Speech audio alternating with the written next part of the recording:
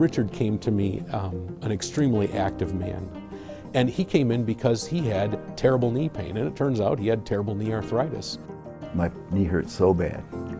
I told my wife I can't do it anymore. Richard, he was a very active gentleman, so having knee pain whenever you do those activities can be very limiting.